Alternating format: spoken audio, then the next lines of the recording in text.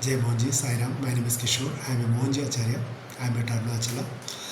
With Mohanji's blessings, I am part of Amukar Council and also blessed to be serving seniors at Mohanji Home for Seniors.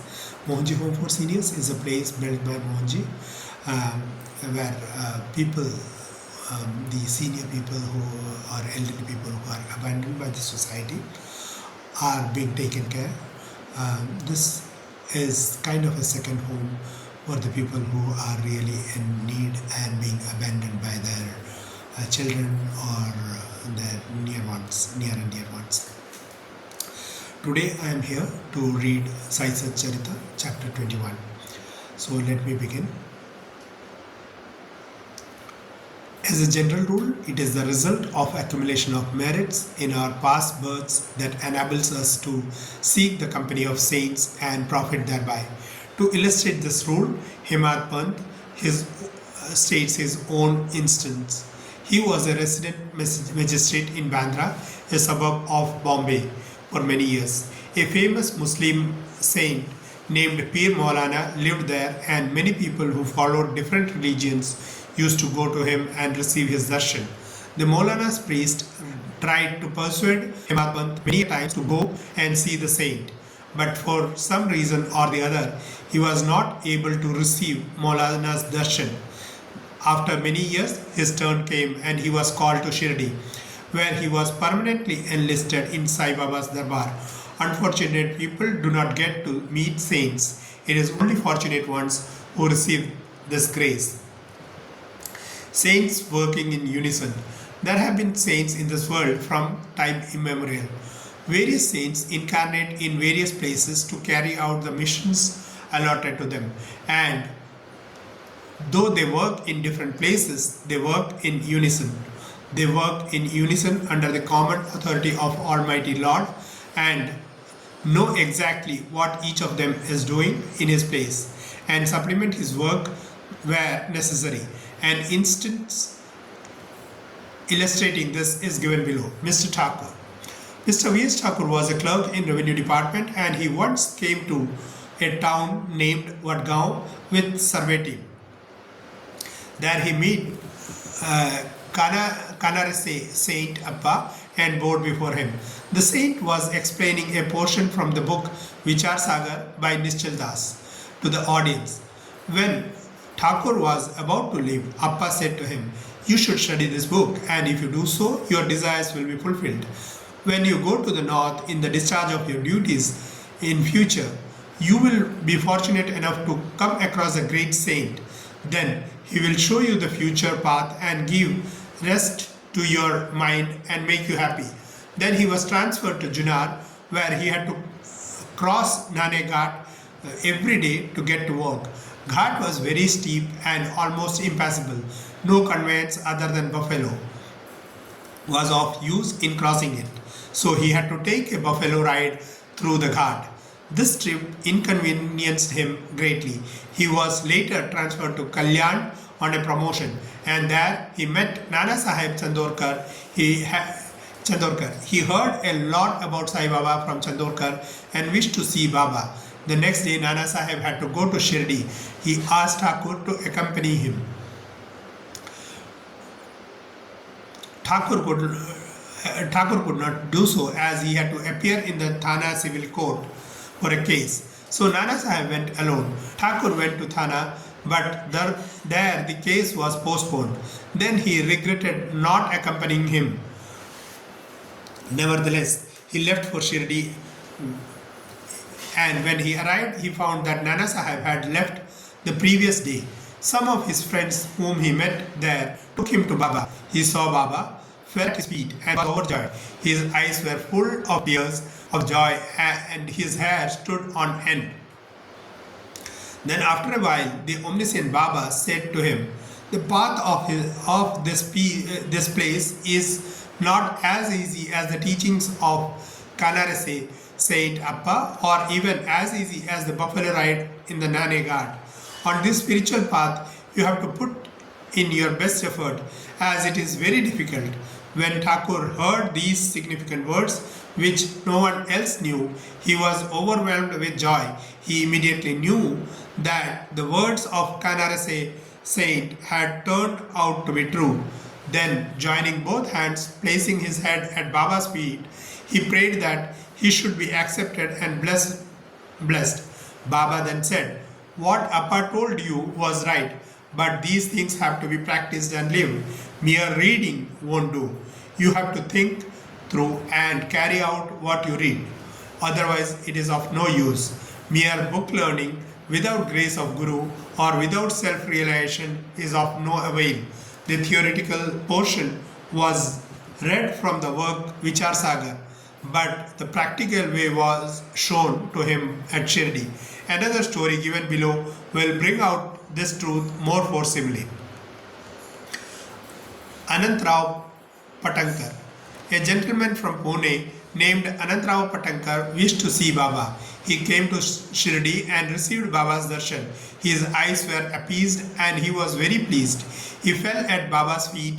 After performing proper worship, said to Baba, "I have read a lot, studied the Vedas, Vedantas, Upanishads, and heard all Puranas. Yet I still have not got any peace of mind. Thus I think that all my readings was useless.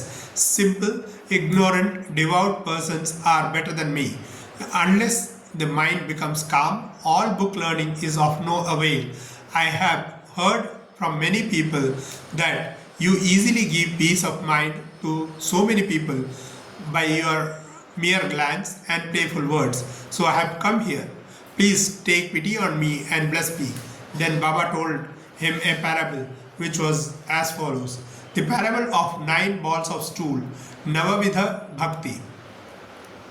Once a merchant came here and right before him his mare passed her stool, 9 balls of stool. The merchant, intent on his quest, spread the end of his dhotar and gathered all the 9 balls in it. Thus he got peace of mind. Mr. Patankar could not understand the meaning of this story. So he asked Ganesh Damodar, alias Dada Kelkar, "What does Baba mean by this?" He replied, "I do not know all that Baba says and means, but I will say what he inspires me to. The mare is God's grace, and 9 balls excreted are 9 forms of bhakti: Shravana, Kirtana, Smarana, Padasevana, Archana, Namaskara, Dasya, Sakhyata, Atmanivedana. If any of these is faithfully followed, the Lord will be pleased and will manifest himself in the home of the devotee.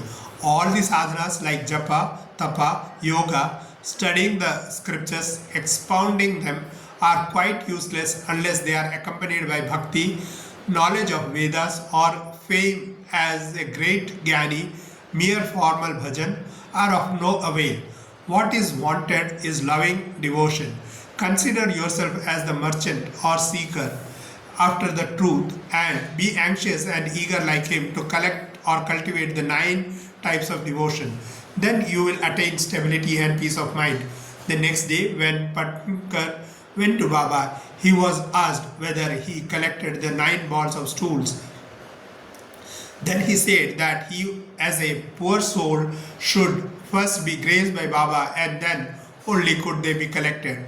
Then Baba blessed and comforted him, saying that he would attain peace of mind and serenity. After hearing this, Patankar became overjoyed and happy. The Pandhapur pleader.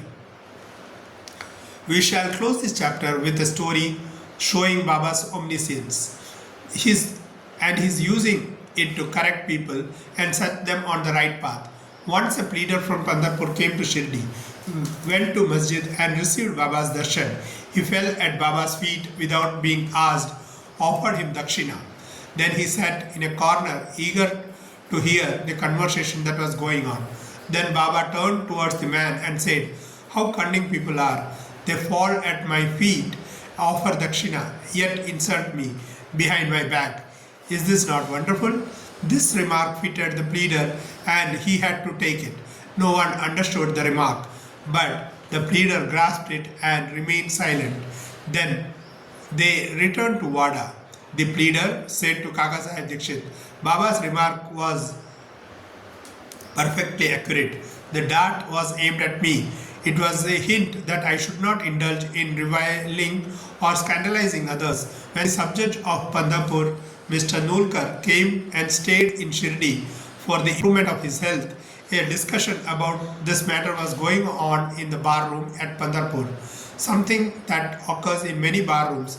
The lawyers discussed whether the subject's ailment would never be cured without medicine. Would he be cured merely by seeking Sai Baba's aid, and was it proper for an educated man like the subject to resort to such methods? The subject was taken to task and was criticized, and so was Sai Baba.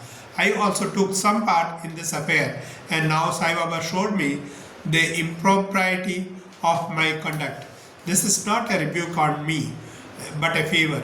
It is advice that I should not indulge in any scandal or slander of others and not interfere unnecessarily in others' affairs.